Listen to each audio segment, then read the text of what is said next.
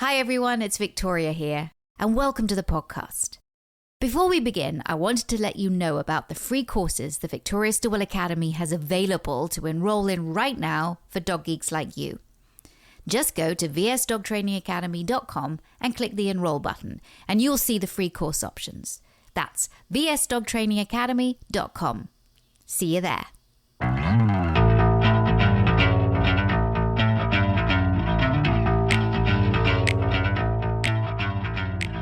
Welcome to today's podcast. So glad that you can join us. And this is another meeting with the team, and we are going to be talking about how dogs perceive the world, so you don't want to miss this. Welcome to everybody who's coming in. We're so glad that you can join us live. And we're going to have a great conversation. I want to say and welcome Tiffany, Laura, Maya, Wendy, Ali, and Lorena. And yes, this is a chat that's come about because we've talked a lot in the past about change and how we as human beings deal with change. I've had a lot of change in my life in the last 1.5 years, like mega changes, as in with my mother passing away and, my home that my mom lived in for 10 years. But for the first time in over 50 years, I don't now have a home in the UK. And that change has been really, really difficult for me as her home was sold. So it has been a time of big changes, and those big changes have really affected me emotionally. And it's definitely been hard, and it's definitely been a journey. And it got me to thinking about small changes as well, because with those large changes come smaller changes as well. And if change can be difficult for people to navigate, change is also very difficult for dogs to navigate. And that's why we want to talk today about not just grand changes, but minute changes and how our dogs cope with those changes. And from everything from moving to a new home to something as small as, or small to us, as a contrast, something that certainly for deaf dogs, they live in a world full of contrasts and immediate contrasts, where all of a sudden they didn't know that somebody was coming up behind them, and then suddenly somebody appears, and that they live in a world of very sudden contrasts. So taking that and seeing how can we make our dogs' lives easier by recognizing what change does for them, how they deal with long-term changes, short-term changes, sudden contrasts. And that really starts with understanding how dogs perceive the world. So Ali, can you take us away when we talk about contrasts to begin with?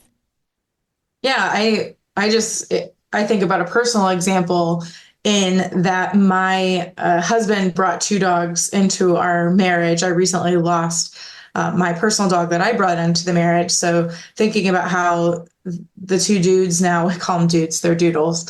The 2 dudes are thinking that they've lost their buddy, their brother that they've had for over 2 years. And then I also think about the contrast between when my husband's here and when he isn't.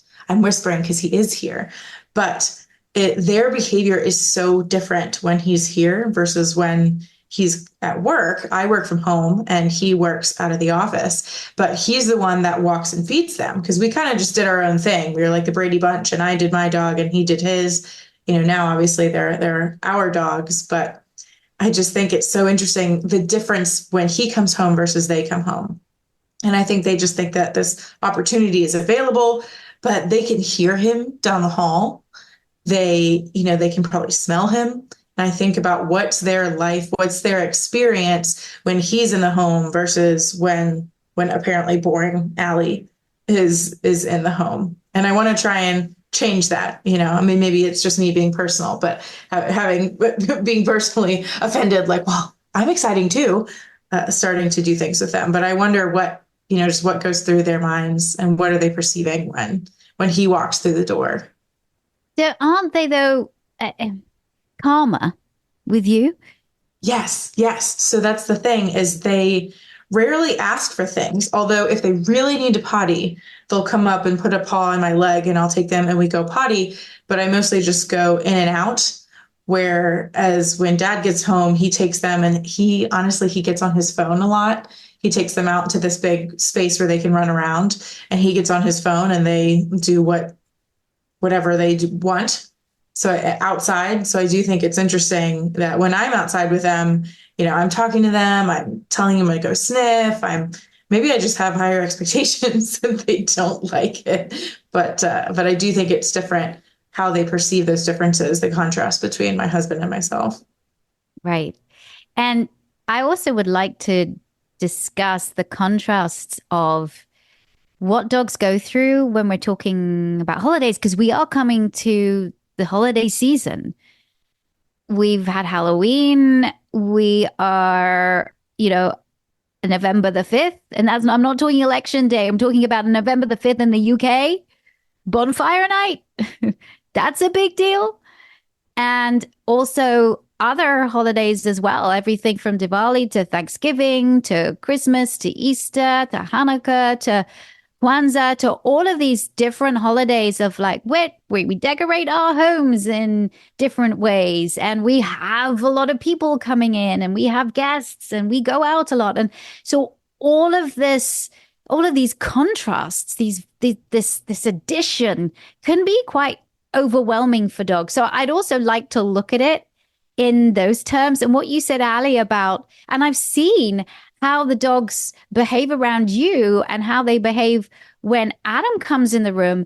It is like, because I was at your apartment, I remember when Adam came back from work, and I remember that they got obviously very excited to see him, but then it was like they were more needy.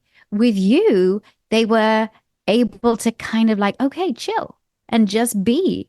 But with him, it's like, oh, dad's here, needy, needy, needy. Yes. And And it's even worse with guests. So the holidays are coming up and I'm like dreading them, but my parents are coming, which I'm really excited about. But then we think about them coming into the apartment is like a whole nother ball game. I mean, these boys just lose their minds. And which is interesting because sometimes we have people over that don't pay them any attention, but they're just so pumped, new smells, new sights, new people to see if we can get pets from them, see if they can give us food, just all different things that they can experience. And it's a lot. It sounds like these boys need to get out a little bit more, but they see a lot of the same people every day. We have a lot of doggy friends, and they're people whose names I have no idea, but I know their dogs' names and intimately. But you think about these people that we see every day, I guess that's kind of mundane to them. Whereas new people, my parents coming in from out of state, is very exciting. I'd like to say thank you to everybody in the chat for all your words regarding my mom and all the changes that have come in the last year and a half. I really do appreciate it. It's definitely different, especially I had a close relationship with my mother. And so, not having her here in my world is really tough. But I just wanted to say thank you to that. Okay, so there's lots of things I would like to focus on. Can we go back and look at, before we talk about the contrasts of holiday time, can I go back and can we look at how dogs perceive the world? Can we have that foundation of understanding of how our dogs are moving through the world, navigating their world, however large or small those worlds are? How do we understand? What do we understand about that? And how can we make it easier for them to navigate our world in a much more fluid way? Maybe you have dogs that are just very happy and are very chill, and for most of the time are like, okay, this is my life and I'm very happy living it. I feel very safe. But for those dogs that might have some difficulty and some confidence issues and some social anxieties, I'd like to be able to focus on those as well. So, how do our dogs perceive the world? How do they sense things around them? We know that their dominant sense is smell. Human dominant sense is sight. In fact, more of the dog's brain is, what should I say? How do I say it? There's the more of the dog's brain is devoted to the sense of smell than in a human brain. And in a human brain, there's more of that brain that is devoted to our dominant sense, which is sight, than a dog's brain. And we know things about sound and about taste and about how things feel. But how can we use that knowledge to help our dogs feel better in our homes? So I'm going to ask Maya if you've got pearls of wisdom to share with us about our dog's perception.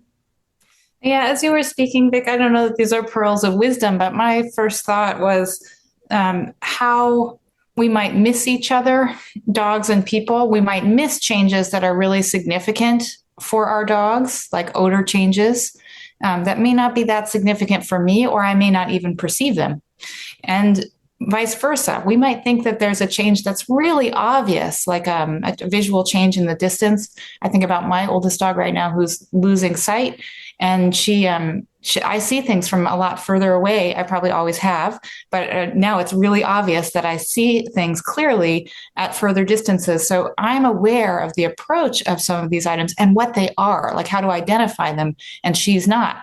At least for now, she's an optimist. She loves cats. She doesn't want to hurt them, but she loves them. So everything is a cat all of a sudden. Every plastic bag, every leaf is a cat. But it's only when we get quite close that those things become what I have seen them to be all along. So from her perspective, you might say that the distant world is full of cats, and the close world is full of leaves and plastic bags and all sorts of other things that are in there. So our sensory differences, I think, are something that we need to work on as guardians to be aware of, because we might say, like, don't be silly, nothing's changed, or you're reacting to nothing. But it may actually be that change that I saw earlier, my dog didn't see until now, or a change that my dog is experiencing, I'm not experiencing. I was thinking about, and I'm guilty of this too, of saying, like, what are you barking at? There's nothing there. How do I know there's nothing there? So, yeah, I don't know. Wendy, you had some thoughts about smell too, right? That we were talking about. It's really interesting. There are some trainers I've spoken with who work with like deaf and blind dogs. And one of the ways they can get their attention is just by breathing at them, because their sense of smell is so intense. And so that started to make me more aware of when I just interact with a regular sighted hearing dog. You don't realize sometimes, you get up, and the tendency, so many people want to love on their dog and they get right in their face, and they might not realize this blast of personal odor that they're putting out to the dog.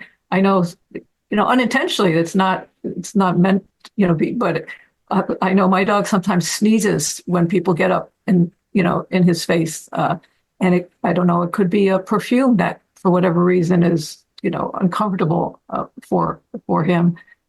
But we could change a personal product and not realize that, like, whoa, maybe there's something in there that's really irritating, or suddenly he's scratching and I can't figure out, he didn't get different food, like he hasn't been in a new place.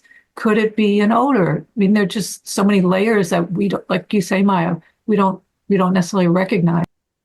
When you're talking about odor, Ali, you know all about this with Vader.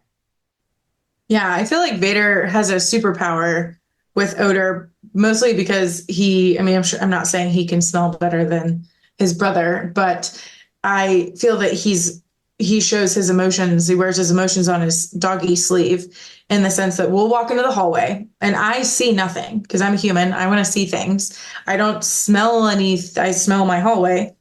And then all of a sudden Vader will put his nose up in the air, and his eyes get really wide and his tail starts wagging, and then he starts vocalizing. He starts to squee really loudly, and he starts to follow this odor in the air. And when we get in the elevator, because I live on the second floor, he just goes nuts in this elevator. And I like to ask him who it is that he's smelling. And I think it's Layla, who's his girlfriend that lives down the hall. But part of me is like, I know dogs can discriminate, different odors. And I wish that I could ask him. So sometimes I'll start to say names like, is it Duke? is it, just to see if his behavior changes. And I don't know if it does, but I do think that I had no perception that Layla had been in the hallway at all. But it definitely changed our walk because we were pulling towards the park like crazy because maybe Layla or Duke or whoever would be there. So I do find it very interesting and it's more Vader, less so Appa, our other dog. But Vader is very attuned to the different smells of his friends that are around. And that those smells are there, whether we can smell them. We can't obviously smell them, they can, and the smells are there. So they live in this world that we try and understand as much as we can. Yeah, and I think that Appa will then hear things. I think he's very attuned with his ears, and he'll wake up from a nap and stare at something and maybe give a woof or two, and I'll want to say, "Oh, Appa, it's nothing. There's nothing going on." But if I open the door outside and listen really carefully, I will be able to hear a dog across the way calling out. What is it in 101 Dalmatians? Trying the Scotland bark. He's trying to sound the alarm so that Appa can continue it. But he heard it. He heard it. And so, yeah, they are perceiving things that we are not. I did a house sit. Well, I used to be a pet sitter when I was younger and with my dog walking as well. And I sat or looked after dogs that lived in very, very large houses, very large houses. And I remember I was looking after 2 Cavalier King Charles Spaniels in this mega house, mega mansion in Wimbledon. And we were in the television room and it was nighttime, very, very dark outside. And in this mega mansion, just me and the Cavaliers sitting there watching television. And all of a sudden they looked at the wall and they started barking. And they started barking really loudly and they would not stop. So I'm like, okay, what ghost has just come in the room? Is that a ghost or is there something crawling in the wall that they've heard? It wasn't sight from my perception. I think it was something that they heard, but that freaked me out. Then I couldn't sleep all night. I was like, there's ghosts here. There's rats in the wall or something. That's it. And so, I still did dog sitting in the mega mansion, but I wasn't that comfortable. And I just know that those dogs perceive something that I didn't. So maybe we need to be a bit more understanding about our dog's behavior so that if they have this reaction, as you said, Maya, and they start barking at something that we're like, what are you barking at? There is nothing here. Well, yeah, human, there is something. You just haven't seen it yet. You haven't heard it yet. You haven't smelt it yet. You haven't seen it yet. And how sensitive different dogs are to different things and how sensitivities also change. I know now that with my Chihuahua, who's 14 and is going deaf, she doesn't really hear anything. She hears high pitches, doesn't really hear anything low. I can be right behind her. She has no idea that I'm there. Or I can call her in a high pitch and she hears it. She just doesn't know what direction it comes from. And she used to be really direction orientated. As soon as I said something to her, she would turn around and immediately she knew the direction that the sound was coming in. Now, because she's losing her hearing, she doesn't know what direction that sound is coming from, even when she hears it. So now I have to change my behavior in understanding what she's going through. I have to change my behavior so that I can make her life a little bit easier. And we know this with people, that elderly people, and with my mother, bless her heart, she had a slight dementia. And one of the things that she was very lucky because she had a lot of support around her, and it was the beginnings of it. She never got to the point where it became full blown. But even in the beginning of it, I understood, as irritated as it sometimes made me feel, because I'm like, why do you keep repeating yourself? Or why didn't you just hear what I said? She was also losing her hearing. And losing your hearing as an elderly person can isolate you even more. And also, elderly people that are suffering from dementia, it can make the dementia worse or even exacerbate, bring it on with this lack of this really important sense of hearing things around them. So not hearing things can be really isolating. And it's not until you understand it. Okay, mom, I understand now. That you're actually not hearing what I'm saying. And that's not fair for me to get annoyed with you. Because if you can't hear what I'm saying, you can't compute what I'm saying. And that's putting you into more so this isolated world. That's the same thing that's happening with Jasmine. So then I have to understand it, deal with the change of it that is hard to deal with, especially when it's someone you love, and alter my body language and the way that I do things to make life easier for my mom, for my elderly dog. And we don't always get it right. I'm the first person to say that sometimes, I'm trying. I try, but I might not be getting it right for that person or that dog's particular challenge. Laura, talk about walking a dog that is deaf. You have your dog walker, and talk about what it's like when you're walking a deaf dog. Yeah, so I have been walking a dog now for around 4 years. His name is Hugo. He's a beautiful Cocker Spaniel. When I first took him on, he was in the groups, running around, having a great time, as he does. And I started to notice one day, oh, he's not coming back when I'm recalling him. And of course you think, oh, maybe he's just finishing his stiff, but it kept happening. And I was like, this isn't like him. Usually his recall is amazing. So I went to his dad and was like, Hugo's recall isn't as good as it used to be, but I don't think he's deliberately ignoring me. So we went to the vets and we figured out that although he was still quite a young dog, he had just gone deaf, which was like, wow, what do we do? But luckily he isn't much of a puller, so I have him now on a long line, and I've kind of taught him that he can come in for check-ins. Luckily he's very, very food orientated, so he just looks up like, is everything okay? And we can carry on. And he gets a treat for that, and he's now noticed that if he kind of comes in, checks in, that's how we can communicate with each other. Because obviously he can't hear me when I'm going, Hugo, over here. So yeah, that check-in has been really beneficial, especially as I've also got other dogs to watch as well. Yeah, I found, the check-ins were really, really helped us.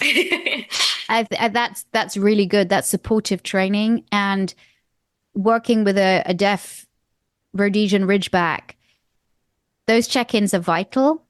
Also, what I found is that because the sudden contrast, especially when there are people coming into a room behind the dog, and also people when they're walking coming up behind, I worked on a signal that I think it's really important to work on a signal that tells the dog there's something behind them. Yeah, quite often I'll go to pick Hugo up and he'll be asleep on the sofa, and I'm like, oh, I don't want to disrupt him. He looks so peaceful and I don't want to scare him. So it's really important to kind of teach him those things. Yeah. So, okay. Now, what about proprioception? I never know how to pronounce that, Wendy. Proprioception. Oh, is that Ali? Talk about proprioception. It is proprioception. Oh, Wendy. Okay, yes. both. Sorry. Yeah, it's movement in space and how your body registers from like an internal neurological perspective. These minor changes got me thinking about cars and traveling in cars, and what the experience of the dog may be, because we can easily lump dogs into saying, well, oh, he's no good in the car, or he's great in the car. But if he's struggling, there could be so many different reasons that are easily resolved. I know, like sometimes with a large dog, you think you don't need a sling or because they can manage themselves on on the back seat, whatever. But maybe they're sliding off, or maybe the vibrations are really unnerving to them. They feel through their paws. There's so many, sensory nerve endings there. And by creating like a bedding situation in the car that feels solid and stable, then they may be more able to adjust to a situation, taking those changes down so they're not so many changes all at once. The balance that is required from a dog in a car If they don't, I have a nice dog bed, one that's high up for Jasmine that has a connector that connects to her harness. So she has a small area and so she can lie down in that area. And it is more of a confined area, but she needs that because balancing as the car is going around a corner, that can be really tough for some dogs. Some dogs don't mind it at all. And they're, oh my gosh, we're getting in the car. This is going to be great. But if you think about how much they have to balance, that's weird, isn't it, Ali? Yeah, I struggle with that a lot with my dog Klaus, who struggled with proprioception, which is interesting because we had worked on it a lot. I'm a certified canine fitness trainer, and we worked on it a lot, but he still struggled. There were some potential diagnoses about that I worked with our veterinarians. But one thing that was interesting with him was that he used to be fine in the car, and I had my mom's old luxury SUV, and unfortunately that car got totaled, and not my fault. And I ended up replacing it with a very similar car from a similar manufacturer, but the non-luxury model. And poodles can be very hardy and they're sport dogs, but they can also be quite precious. I will label him as precious because he did not like that. So the interior went from gray to black. The ride was much more rough. The cabin noise was much louder, and he struggled. He struggled a lot. And I think that had something to do with that. Now, one thing I found that helped, which I think I talked about on this podcast before, is that I lowered the temperature quite a bit. And I found that helped a lot, that it made it a lot cooler for him. So we think about if we get a little car sick or a little nauseous, that the heat doesn't make it any better when you're feeling nauseous or nauseated. So I would say that helped a lot. But Vic, I actually kind of want to talk about touch, which I think touch it's kind of part of the car of jostling your whole body. But I also think from a hypersensitivity point of just parts on the body. So I think about our Appa, or Mr. Noodle, as I call him. Mr. Noodle, we hypothesize he has some allergies. We're going to try and dig into that more with our vet, but he just constantly, has the runny eyes, runny nose, and his skin is a little pink. And he likes to, quote unquote, get pets a lot from people. And he's part golden, and he just does that golden thing where he needs to be touched at all times. But I also wonder if that has to do with his skin. And so what is it like when you're a dog with environmental or food allergies where you feel itchy?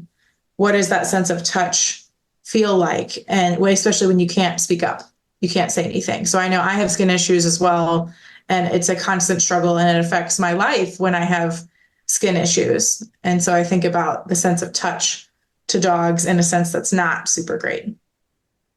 Do dogs have spatial awareness? Are they spatially intelligent? That's a question I'd put out there. Have you been trying to find the right time to level up your professional dog trainer skills, knowledge, and certification? We built the Victoria Stilwell Academy's professional dog trainer course for people like you, and we've purposely designed it so that you can start whenever is most convenient for you. Or are you looking for how to begin as a professional dog trainer and don't know where to start? The Dog Trainer course guides you through the learning process from A to Z, delivering a powerful yet flexible experience, resulting in VSA's prestigious Certified Dog Trainer certification.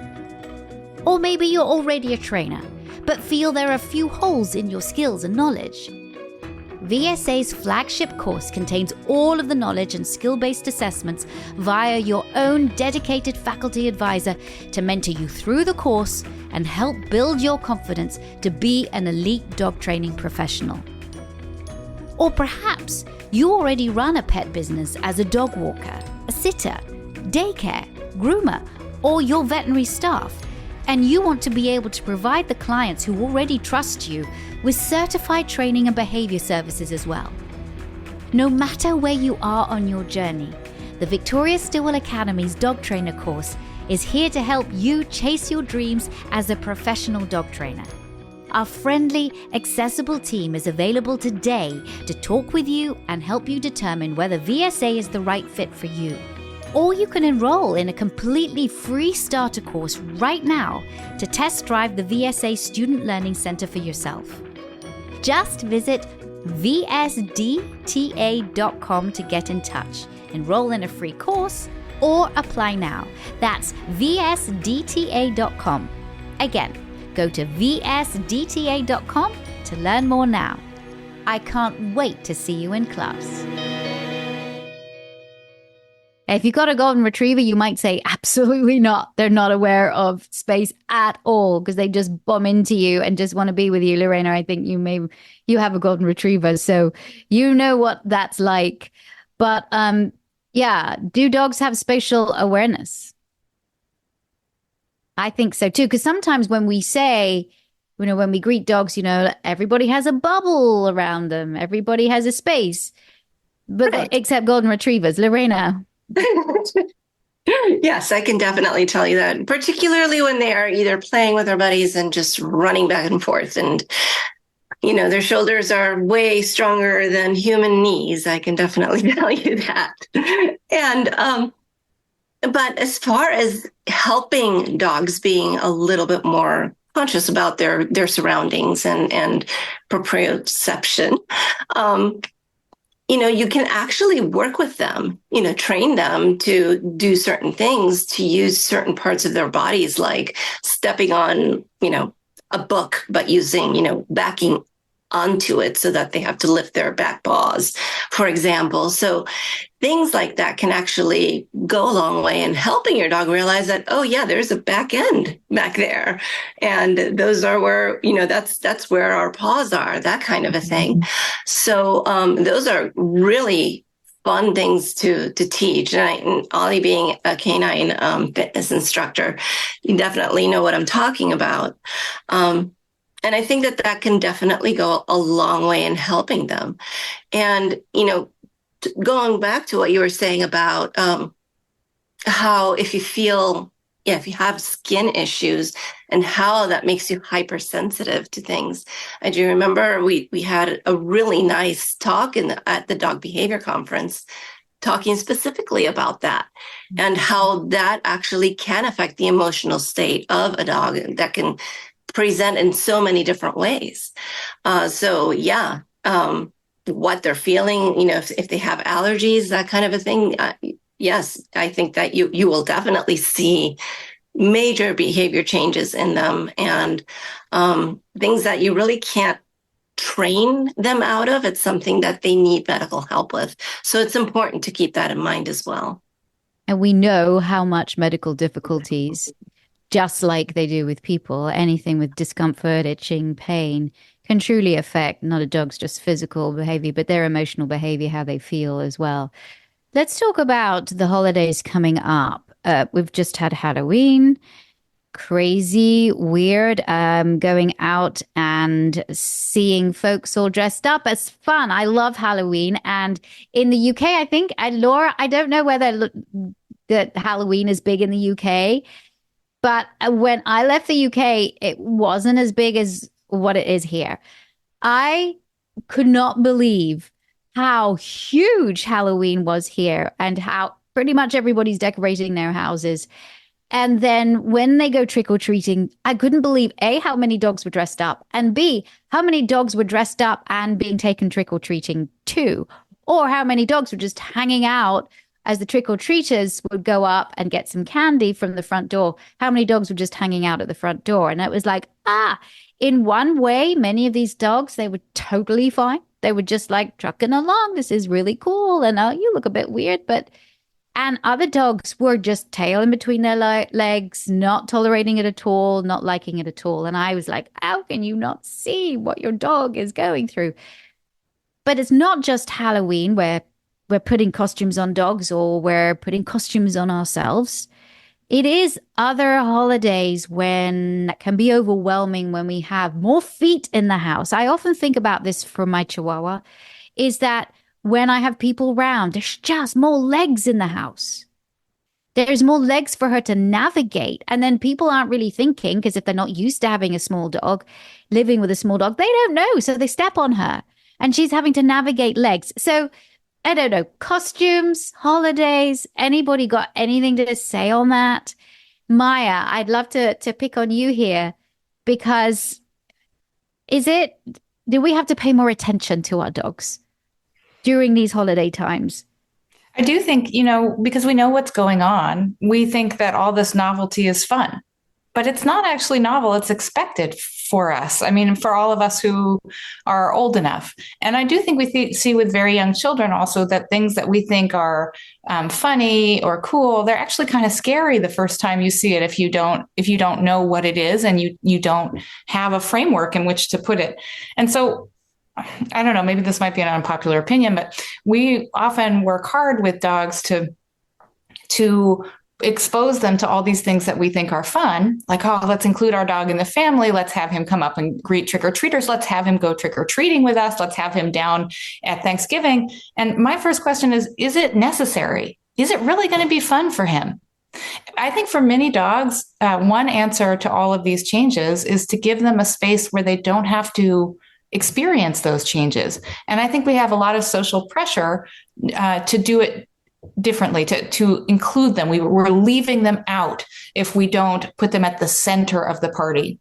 If Jasmine isn't amongst all the feet, is she being left out? But if you ask Jasmine, I think she might say, no, this isn't necessary. I'd like a little elevated space for myself. Which is the reason why I carry her all the time. Yeah. So I don't know. I know, Tiffany, you've had some comments on this too. Yeah, I definitely agree with what you're saying, Maya. I happen to be just thinking of my own history. Both of my parents were absolute freaks when it came to Halloween. They couldn't get enough of it. Our house was crazy decorated. They were dressed to the nine. It was like their favorite holiday ever. And I, being their only child, must have frustrated them because I couldn't stand it. Couldn't stand anything about it. I've never been into Halloween personally. It's just not my thing. I love Christmas. So unfortunately, I was not as into it as they were, not as excited. I wasn't scared necessarily, but I just wasn't feeling it the way they were. And I think of that, with our dogs minimally, if they're, if they're not the ones that are frightened of the weird things, maybe like Maya said, why do they have to be a part of it necessarily? So that's how I felt as a kid and a preteen. I don't want to be a part of this. You do your Halloween party. I'll be upstairs in my room kind of thing. So think about the individual. Say it may not be their thing, and that's okay. And that's when it comes to your human family members and also your four-legged family members, and giving them a place to be safe and be on their own and be comfortable, I think is really important for any holiday. Like you said, whether they're a small dog and there's too many legs, or a large dog and they're bumping into things, or there's weird smells, or there's a lot of different perfumes, as Wendy mentioned. Anytime someone comes into your home, or a large group, think of that overwhelming olfactory, process that's going on. All of the different foods you're cooking, all of the different shampoos and body washes and perfumes that people are wearing, and places that they've traveled and airplanes that they've been on. And it's a lot. It's a lot that we're just expecting them to just, deal with without really considering it. It is a lot. I remember even as a young child, my mom and dad would have these dinner parties, and it's old fashioned. Don't shoot the messenger. It's old fashioned, but my mom and dad, it was in Britain, right? So they would have their dinner parties, and after dinner, the men would stay at the table and smoke their cigars. And the women would come upstairs. They would go into my mother's bedroom, and they would sit and chat and do their makeup and their hair and everything. We're talking about it's in the 70s now. And I would be in bed. And what I loved about it, first of all, I used to be on the stairs, and I used to look down at them while having dinner, and hoping that they wouldn't see me, and they didn't. But I used to sort of just sit there and not be in bed at all, asleep. But as the women came up, these wafts of perfume came with them. And I used to lie in my bed pretending that I was asleep, and they would pop their heads in to look at this little girl asleep, and I wasn't asleep at all. But these wafts of perfume would come, and most of them were really, really lovely, except one that was just really not nice. And then wafting up the stairs would be cigar. And actually, it's how I remember my father is cigar smoke. I'm saying don't smoke, but that was kind of, so all of these smells, something that takes me back. As soon as I smell a cigar, I think of my father. And as soon as I smell all these perfumes, I think of the women coming up to do their makeup during the dinner party with my mother into her room and the wafts of perfume that follow her. And we know that smell is very evocative, that it does evoke memories. Smell, when you smell something, bypasses everything else in the brain and goes right to your amygdala where it is processed. And so that's why that can be such an emotional component. But I digress. When we are talking about introducing, so you can say, there's lots of people say, yes, but I really want to introduce my dog. I want to have my dog socialized. I want to have my dog experience what it's like to have a lot of people in the home, because I have a lot of people in the home. We do that when we take our dogs out as well, Ali, don't we? And we want to socialize them or expose them to certain places like a big department store, and yet we don't realize that actually what we might be doing is exposing them to far more than we think we are exposing them to. Yes, I think these department stores, and is it just me, or are department store like Halloween decorations and Christmas and all these inflatables getting more extreme? More extreme. They're getting bigger, they're getting louder, they have lights. Like, also, I remember there are phases and trends of decorations. I remember for a while it was like the lights that you can put on your house that move. And then now it's like inflatables. And I've seen a trend on TikTok and Instagram over the last couple of years that's to take your dog, or especially your puppy, to go see these inflatables and all these things. And like, oh, this is a great opportunity for socialization, which is true that those are a lot of novel things. That in kind of a semi-safe environment. But I would say that maybe this is a little too extreme, and that it's walking down your street is probably enough. But you want to keep in mind what our dogs are thinking about when they see these things that they don't understand. You can explain to your kid that it's fake. You can explain to your kid that it's fun. But with our dogs, that can be difficult. There are things we can do to help our dogs understand that things are fun, that things are not scary. But we have to work really hard. It's not just about walking by them and expecting nothing bad to happen. So we want to think about that when we're taking our dogs to these stores. Of, again, Maya's question of, is it necessary? Do you need your dog to be able to run the gauntlet like American Ninja Warrior of Halloween inflatables? Like, not necessarily, unless you're training a police dog for bite work, like probably not. So we want to think about, is that necessary for our dogs? And maybe just a walk down our street on the opposite side from the big scary thing is going to be helpful. But also letting them explore on their own. If they want to go up and sniff the thing and we find that it's safe, although be mindful of the ones that move as you get closer, because that can be really scary. Or that roar at you. Oh, yeah. That's the thing, is a lot of these will move once you get closer. And so we want to think about your dog as like a 2-year-old child that's not quite ready for a big scare like that. So we want to be there, be their advocate, be their emotional anchor, and help them. Vic, there's something else I wanted to say. Oh, I was inspired by Tiffany talking about safety. Because if you Google dogs around the holidays, you're going to get some scary stuff from lawyers telling you that dog bites increase around the holidays, from pet poison control telling you that calls increase around the holidays, from lost dog finding companies, that's a thing, that tell you that more dogs get lost on things like the 4th of July, Diwali, all the things with loud, fireworks and noises. We have Guy Fawkes Day coming up in the UK. So you should want to think about, how can you keep your dog safe?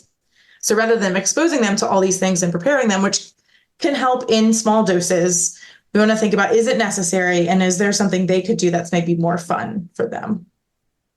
Matt says in the comments, I tend to let my dog sleep most of Christmas morning after a walk. Getting less sleep and exercise during festive days can make them seriously cranky, in my opinion. And I think you're absolutely right. Also, all of the food, if they're getting extra food, that might not make them feel so good. And the disruption schedule. I know Jasmine loves her schedule. She feels very safe. She loves being in her house. She likes going outside on the patio outside and looking at people walking past. She's fine. She'll go for a walk, but that's not her thing. But any change to that schedule, any change to that environment where she feels safe, she doesn't like it. She's an old lady now. I'm not going to train her to accept and I hope I want to be happy, so I have to change my behavior. But I'm not going to suddenly make her and expect her to change how she feels about it emotionally. I shouldn't do that to her. I think she's too old and too set in her ways. But there again, we also can't wrap our dogs in cotton wool. Lorena, you had something to say as well regarding pets and holiday time. Oh God, I have a lot to say. Let me funnel it down a little bit.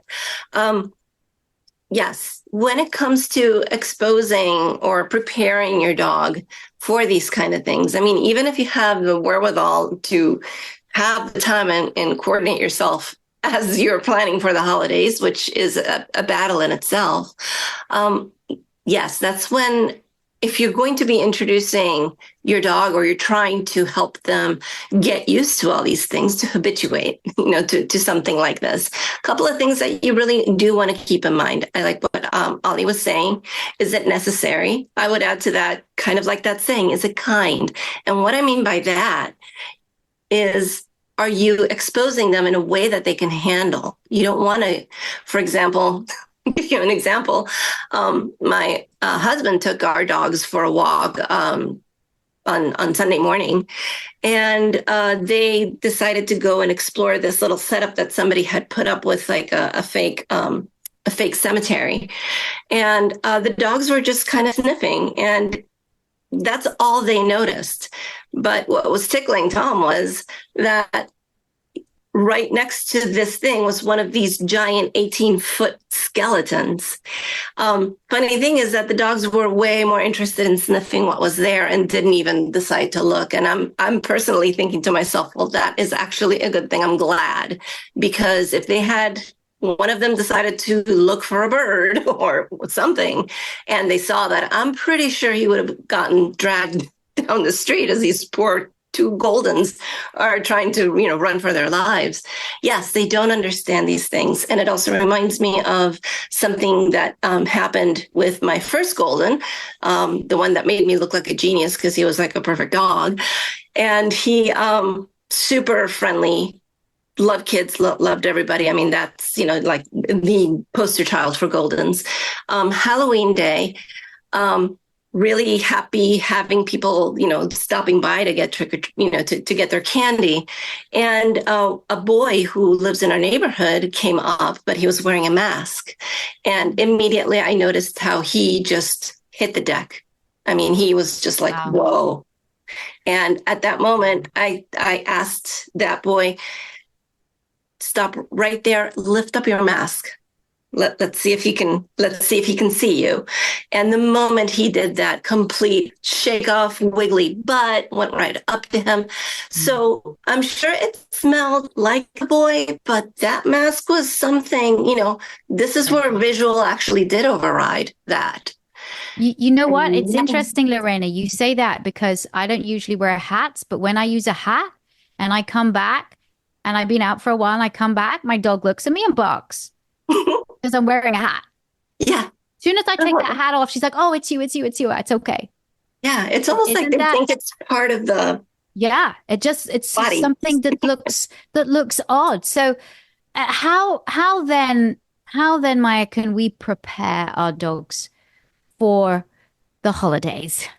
Yeah, I'm listening to this conversation and I'm thinking this is exactly how you might do it. So if you were going to do it proactively, you could go, okay, where is my dog comfortable now? Like Lorena, your dog was comfortable with that boy.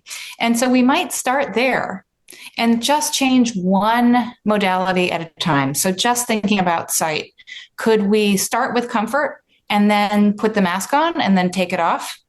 And in general, I think we often think about habituation in terms of going to the scary place and trying to get those comfortable emotions to return. But there are other ways that we can do it that I think are less errorful. They're less likely to produce stress in our animals, and they might actually be easier. So if you imagine your holiday, like all my in-laws will be around for American Thanksgiving, I can imagine what the sounds will be, what the sights will be. I can imagine what will cause the smells, even if I can't smell And so I could make a list of all of those different things that are about to change, find a time when my dog is comfortable, happy, and just choose one modality, just the sounds, and bring them in at a low level. And then I might start with smells. And then I might go to things like sight, like changing what I look like coming in the door. So there are ways that I might be able to pick a time when my dog is feeling comfortable and start to bring just little by little one modality into that environment so that the contrast isn't so great when we have a house full of guests for 5 weeks. I really love that. I think that's preparation. That's really being sensitive to your dog and your dog's experience.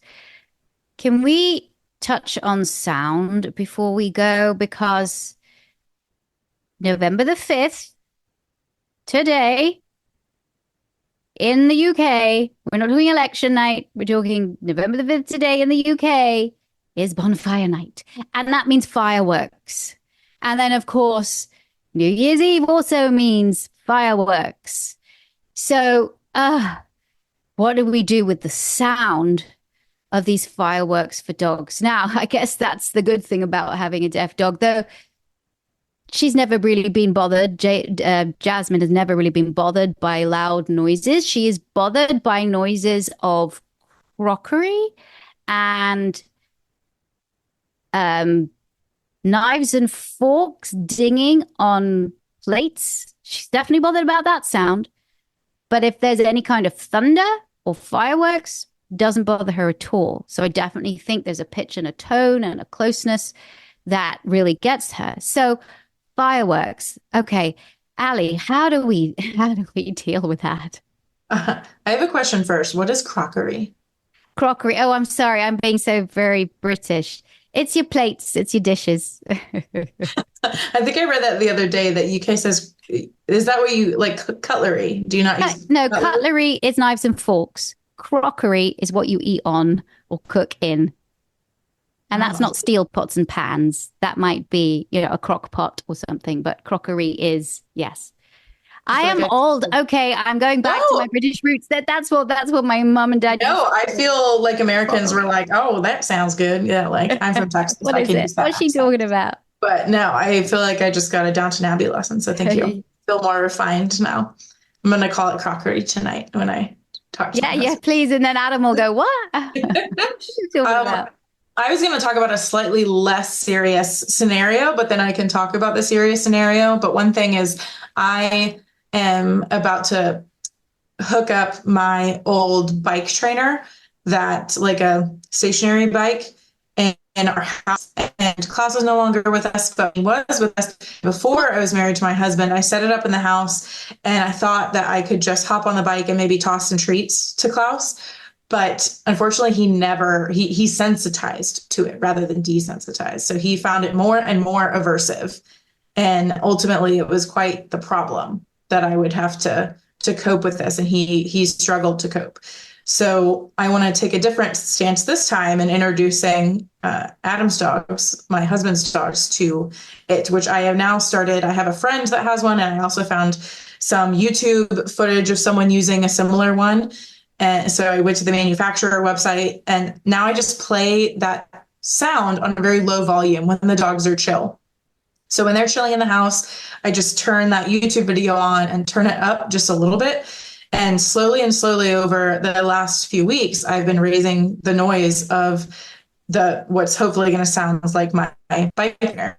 Then I'm going to set my bike up in a room so that it's just the sight of the bike. And then I'm going to start having to bike slowly at a time so that they can get used to it. But that's like a small example of what Maya was talking about, of doing one thing at a time to hopefully get your dogs used to this sound. Now, when it comes to fireworks and things, I would highly recommend, if your dog is showing extreme signs of distress, hiding, panting, drooling, sweating from their paws, shaking, cowering, this is when you'd want to talk to your veterinarian. There are some things that veterinarians can help with from like a medication standpoint and other things. But for dogs who are not super bothered by it, that maybe they can sleep through a thunderstorm, or they hear fireworks. So something that we can definitely have a really great day before fireworks, that we can play all day, could do a lot of fun things, and get some stuffed Kongs or some stuffed toys ready, some food puzzles ready for them to do. And also we can go somewhere else. So if you're able, you could take a weekend up in the mountains away from fireworks if you want to, or go stay with some family away from fireworks. So if you're in the city and you want to go further, or sometimes if you go further out in the suburbs, then you get the personal fireworks at the houses. But you can also, I've put letters in people's mailboxes asking them if we could have a set time. So when I lived on a street during the pandemic with a bunch of, it was just a small street, but with these neighbors, I sent out, hey, I know you've got kiddos. I'm sure you love fireworks. Can we agree on like a community time, a window of like 2 hours to have these fireworks, so that I can prepare for something with my dogs? And that's all great information. And we know that during these times, like fireworks, actually, they start a couple of days before and then they last a couple of days afterwards. And so, yeah, I think if you're living in a neighborhood like that, it is kind of nice to be able to say, hey, is there going to be a set time? And to understand how your dog reacts to it, and give your dog escape places to go, if it's in the closet or underneath your bed or something where the dog can go to. We don't want our dogs to even get to that point. But what I do like is to make a definite space the dog can go and feel comfortable and feel safe, even before the dog is showing any kind. Even if the dog never shows it, I always like to create a safe area anyway. And it might be a place that the dog takes themselves off. I don't want to just create a place just for when my dog is freaking out so that my dog can go there. If I can create an area that feels safe to the dog anyway for any kind of things, maybe the dog will choose to go there. I know we could talk about this subject for a long time, but there's a lot of food for thought there. And I just want to thank the panelists, Tiffany and Laura, Maya, Wendy, Ali, and Lorena, for joining me today on this podcast. And for everybody who's joined live, do enjoy yourselves this holiday, or all of these holidays. Do enjoy yourself, but do spare a thought for your dogs. And I think what we've learned from this is preparing in sort of small steps. So you don't have to do everything at once, but you really, really think about your dog's environment. You really think about what potentially could happen from lights to some smells. And then you can start to prepare your dog. So it's not such a stark contrast when somebody, or you've got all of your people coming in, that if you prepare, that's really going to help your dog navigate and hopefully have fun during the holidays too. Thanks, guys, for listening, and happy holidays. But we'll be here in the next month as well. And of course, our podcasts come out every single week. So I hope that you are enjoying the podcast so far with all the fabulous guests that I have on there. And thanks again so much, everybody, and take care of yourselves. Thank you. Bye. Thanks for tuning in to Victoria Stilwell's Positively podcast. For Victoria's online dog training courses, more information, and helpful dog training tips, visit Victoria's official website at positively.com. Get connected on Facebook, Instagram, and other social media as Victoria Stilwell, and follow her on Twitter at Victoria S. Learn to become a professional dog trainer with the Victoria Stilwell Academy at vsdogtrainingacademy.com. And be sure to tune in next time as Victoria helps you and your dog live your best life together. Positively.